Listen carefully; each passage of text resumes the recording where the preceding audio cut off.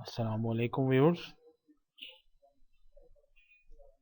This is the second part of the automobile knowledge.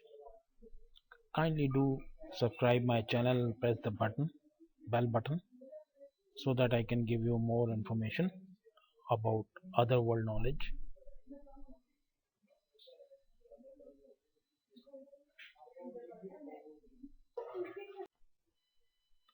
Now we have this diesel working engine, a cross sectional view of that, a diagram, a working parts. The working will be shown later on.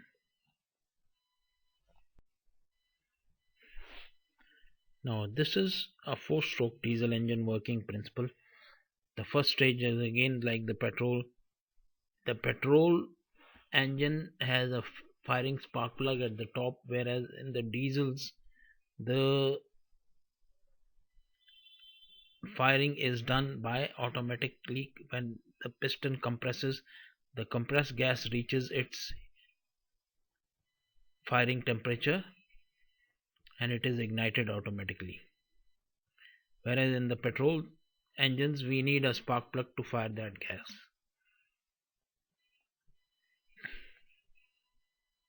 Now we have the first stage, that is the intake, where in the intake the diesel gas along with the air is taken through the inlet valve and the piston moves down on the flywheel. The flywheel is of the crankshaft. It has inertia and it moves up, down, goes to the maximum. The gas is pulled down to the maximum, and when the flywheel moves by inertia, now the piston again starts moving up, where all the valves and the injector is closed and the gas is compressed to the maximum, reaching its ignition temperature. In the third stage, firing is done and it pushes the piston down again, moving the crankshaft again. This is called the power stroke, and when it goes down to complete dead center and then it moves up back through flywheel effect, then the exhaust valve is opened and the exhaust gases are pushed out.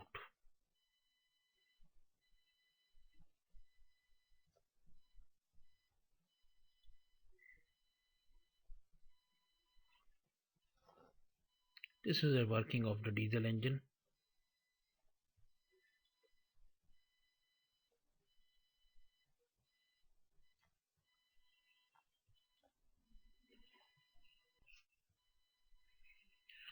The diesel strokes of a 4-stroke engine are given below. They are just similar like petrol engine. We have induction. When the piston moves down, the fuel is injected through injectors and the air is injected through intake valve. Piston takes in the gas and in the cylinder and at this stage.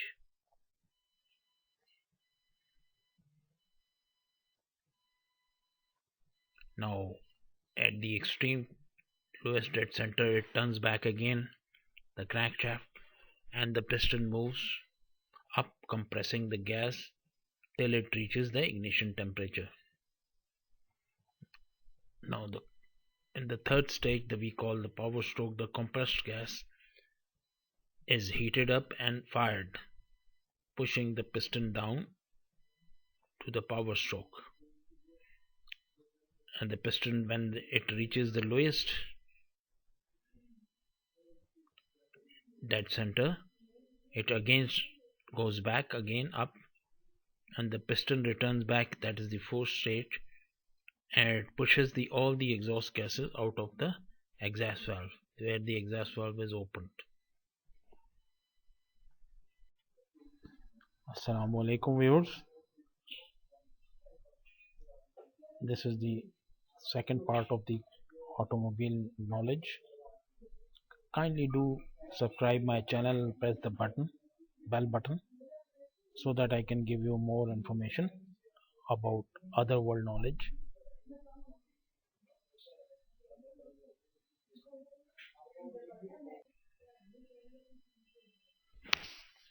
This is the working of the rotary engine. You see the intake is after that compression, and after that ignition at this stage, and finally the exhaust.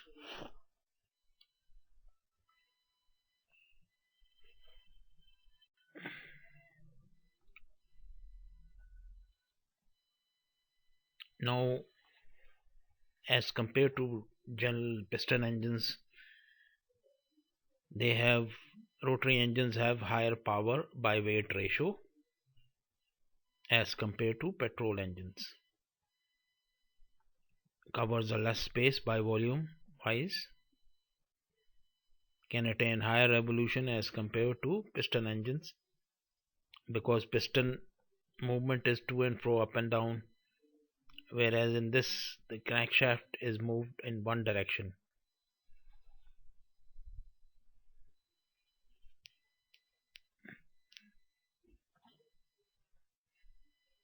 uh, it is cheaper to produce in mass production. They use less spare parts as compared to piston engines. Rotary engines are still in the test phase.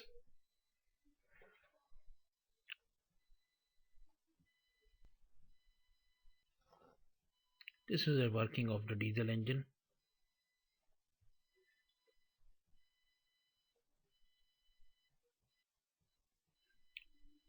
Now we have these electric engines. These are comparatively simple engines as compared to internal combustion engines, use less spare parts and also are more economical also. They don't burn fuel. They use electricity, which is normally taken from the AC outlets, which charge the batteries inside them, and these batteries in turn they run the motor moving the car forward or back.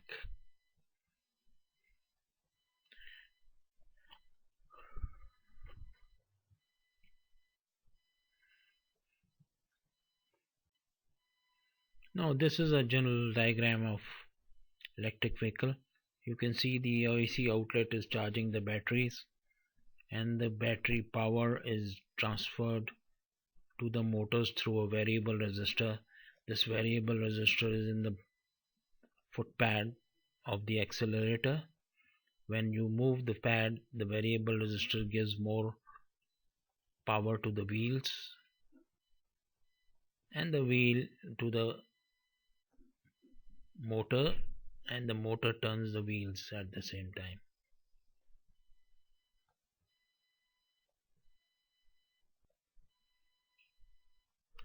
Electric vehicles work on rechargeable batteries. The batteries are charged through electricity outlets. The batteries in turn run the electric motor. The electric motor is powered. Motor power is transmitted to wheels through transmission box. Transmission box is still there. The electric cars are pollution free as there is no fuel combustion.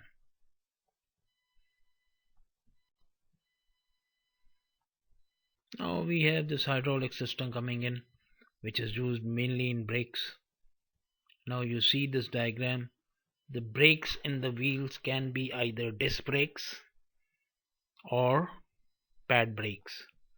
Either way around, these brakes are pushed to lock the wheels, discs or drums on the wheels, slowing down the vehicle. The working diagram and the operational side is shown in the next. You see, when you press the pedal, the pedal pushes the master cylinder. The master cylinder has hydraulic oil. The hydraulic oil is pushed to the wheels. The hydraulic lines basically are transferring that oil to the wheels.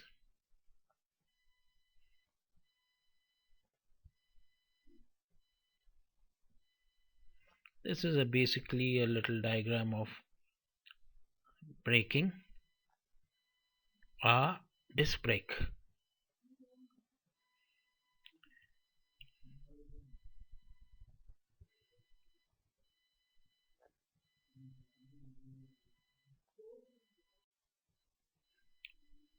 Now we have these electric engines.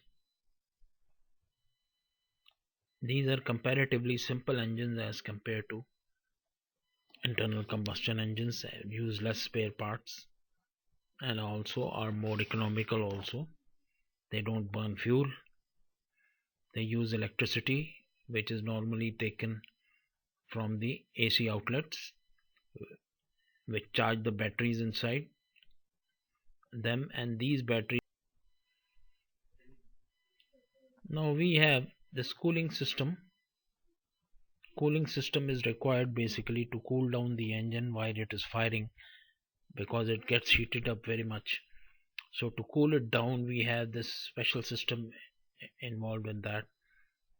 We have a radiator also and a fan. With the radiator, the fan runs and crosses the air through radiator, cooling the liquid running inside. Now these hydraulic this liquid is normally water or a coolant. Coolant can be antifreeze or anti-boil. They keep on circulating through a pump in this direction. The hot coolant or water runs back to the radiator where it is cooled down, and when it is cooled down, it is sent back again to the engine and to the heater also. Heater is inside the cabin. We take a second advantage from this thing, that when we pass these hot through the condenser wings, the heat is transferred and heat is flown past in the cabin to keep the cabin hot during extreme winters.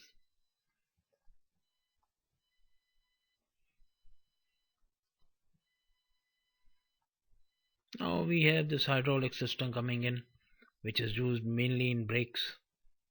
Now you see this diagram.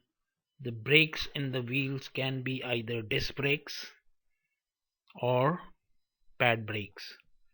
Either way around, these brakes are pushed to lock the wheels, discs or drums on the wheels, slowing down the vehicle.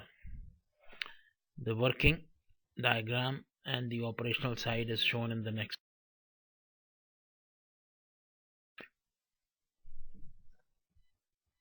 You see, when you press the pedal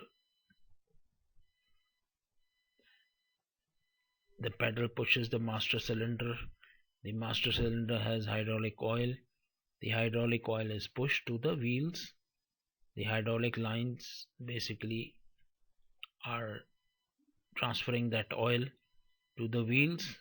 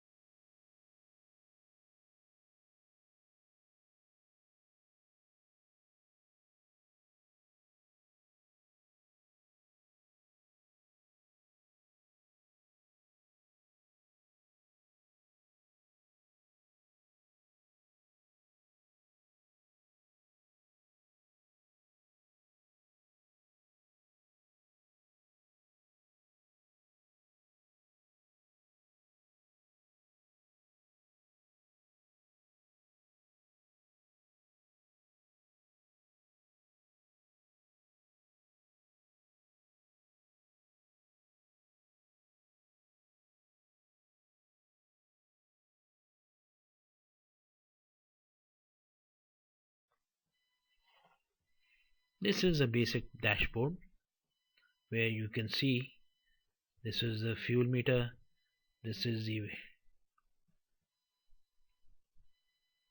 battery charge meter, this is brakes, handbrake is on or not, Here we have the odometer that is showing you how much maximum mileage has been done.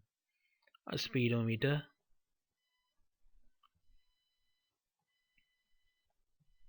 This is a trip meter also below that. This is a trip meter.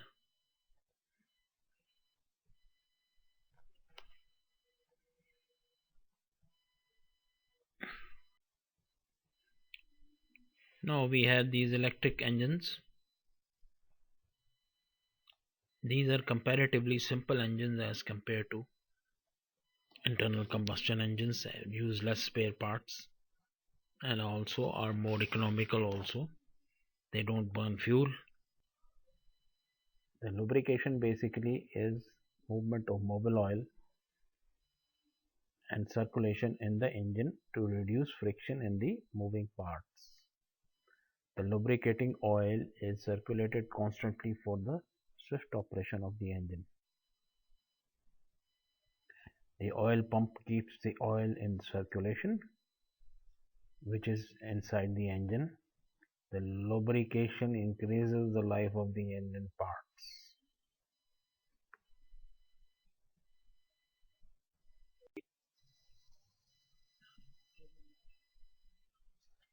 If you like this video, please press the like button given below and don't forget to subscribe my channel and press the bell button so that I can make more information material for you. For all your queries, contact my email or my WhatsApp number, but I will not be able to attend your calls because I am a busy person.